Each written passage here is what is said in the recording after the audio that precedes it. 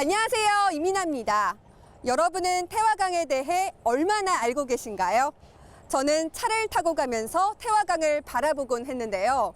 그런데 태화강은 우리가 모르는 아주 많은 이야기가 담겨 있다고 합니다. 어떤 이야기일지 궁금하시죠? 지금까지와는 아주 다른 태화강의 모습을 찾아 지금부터 저와 함께 가보시죠.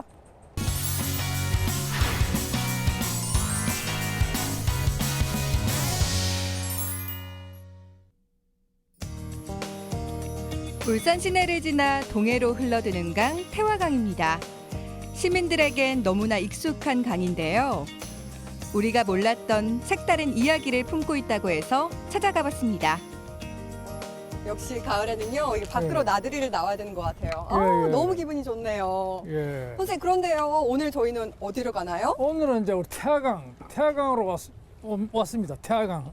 아니요, 여기가 태화강이라고요? 예, 태화강이 폭이 이렇게 넓었어요, 선생님? 지금 그럼요. 바다 같은데요? 예, 그러니까 이게 이제 태화강이 네. 우리가 이제 이게 바른지는 뭐 작잖아요. 뭐 탑골샘이나 네. 그다음에 살바위가 바른지인데 그거보다 거의 뭐 한 40수킬로를 흘러와 가지고 오. 그 울산시 중심을 지나서 이제 드디어 이제 이래 바다 입구 하구 쪽 네. 드디어 이 넓은 곳으로 나왔습니다. 태화강 하류엔 윈드서핑하는 사람들이 많이 보였는데요. 물살을 가르며 바람을 즐기는 모습이 멋있습니다. 이제 막 윈드서핑을 시작한 듯한 분이 눈에 띄는데요. 바람과 파도를 타는 게 어려울 것 같은데 멋지게 성공할까요?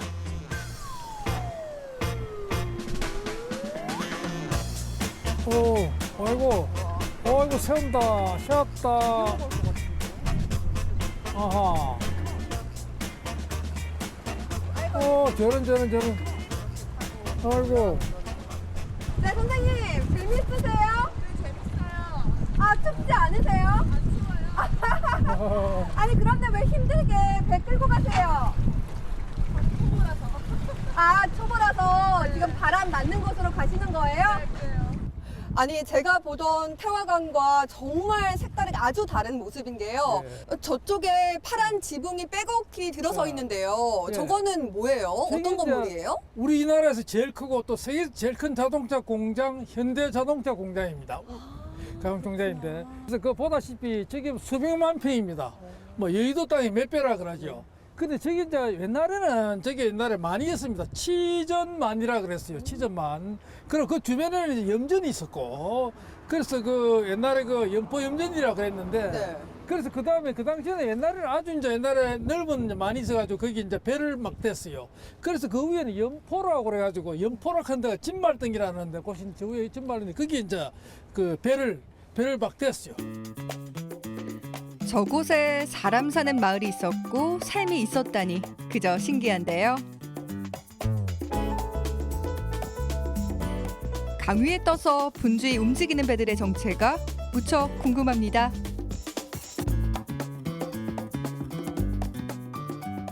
저쪽에 있는 저 네. 작은 어선들은요, 그 고기 잡는 배 같은데 어떤 고기를 잡는 거예요? 바지락도 잡힌다는 뉴스 보도가 있었는데 여기에 그 조개류 또 고기류가 엄청 많습니다. 그래요? 지금 말 맞따라 물반 고기 받느라 해도 과언이 아닐 정도로 왜냐하면 지금 연어가 막 올라오고 있거든요. 네. 연어가 지금 뭐 옛날에는 연어가 굉장히 많이 올라와가지고 옛날에 마을 사람들이 이맘때 되면 이래 벗고 들어가서 애들 연어 잡다가 많이 죽었어요. 감기가 들어가지고 겨울에 네. 뭐 그런 것도 있고 봄에는 또 황어가 올라오고 옛날도 네. 고래 같은 것도 많이 올라왔어요. 아, 고래. 그랬다고 그 하더라고요. 20년 전에 고래가 올라와서 저 자초가 됐잖아요. 저 네. 자초돼가지고 그 고래라는 게 왜 올라오느냐 하면 방구대에 가면 고래 있잖아요. 네. 고래가 그 유전자 속에 자기의 기억 속에는 살아 있는 겁니다.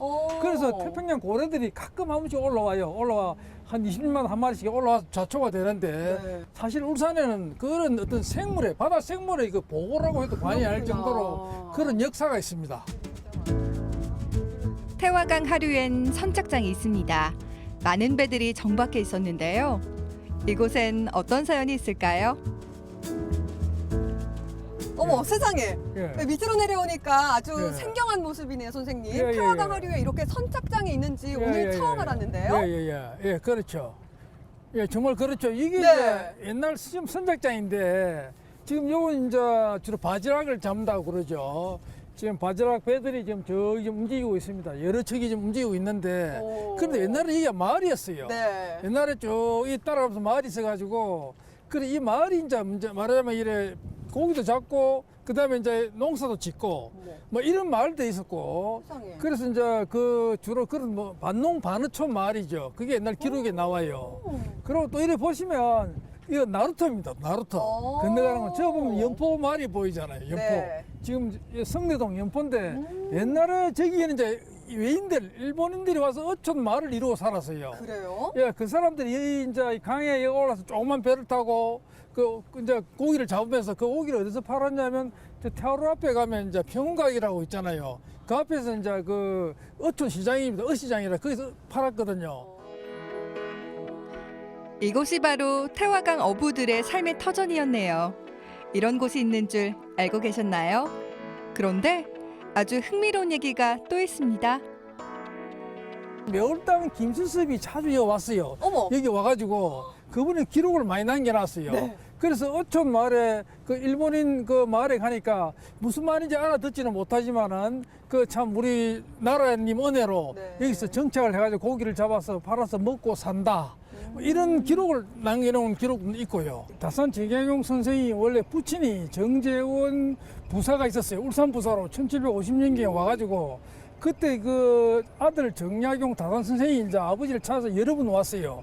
와가지고 사귄 게 이제 울산에 많은 선비들을 사귀었고 이분들이 이제 나중에 그 평생 친구가 돼가지고 그 나중에 정약용 선생이 이제 유배지에서 강진에서 유배지에서 풀려 나와가지고 울산을 제일 먼저 찾아왔어요. 와가지고 그 친구들하고 울산 남포라라는 곳에서 네. 배를 타고 술을 마시고 그 다음에 그런 기록이 또 시도 짓고 뭐 그런 기록이 있습니다. 세상에, 김삿갓의 주인공 그 김시습 아시죠? 게다가 다산 정약용이 이곳에 왔었다니 놀랍기만 한데요. 이곳에서 큰 경험을 하게 됩니다.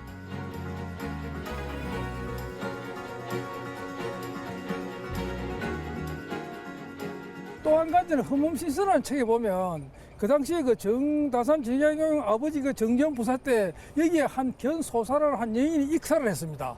나루터를 건너다가 갑자기 물에 빠졌어요. 이 나루터를 건너다가. 그래서 그 당시 이쪽에 이제 배사공이 보니까 사람이 배에서 떨어지니까 급히 이제 그 가서 이제 갔는데 그 남자는 이제 두 남녀가 타고 있었는데 남자는 이제 그냥 막 이렇게 도망가 버리고 그 여자는 건져내야 되죠. 잔잔하게 흐르는 태화강. 이곳에선 무슨 일이 있었던 걸까요? 부사가 취조할 때 아버지 정조무사 취조할 때 그때 다산 정약용이 그 사실을 쭉 기록을 했습니다. 그때 그 남긴 기록이 바로 흠음심서라는 그 책에 맨 앞에 기재가 돼 있어요. 그래서 다산 정약용이 그 인권이 무엇인가, 여성에도 인권이 있는 게 아닌가, 비록 여자가 어떻게 음행을 했더라도 여자가 죽일 수까지야 있는가 이런 걸 기록을 해가지고 나온 책이 이제 그러니까 그 흠음심서지요. 형정에 관한 죄를 밝히는 그런 흠정에 관한 내용인데 그런 게 이제 관련된 게 바로 울산 태화강, 이 태화강 나루가 바로 이제 그런 관련이 되는 겁니다. 태화강은 흐르고 울산 시민의 삶과 역사도 이곳에 흐르고 있다는 사실 새삼 깨달았습니다.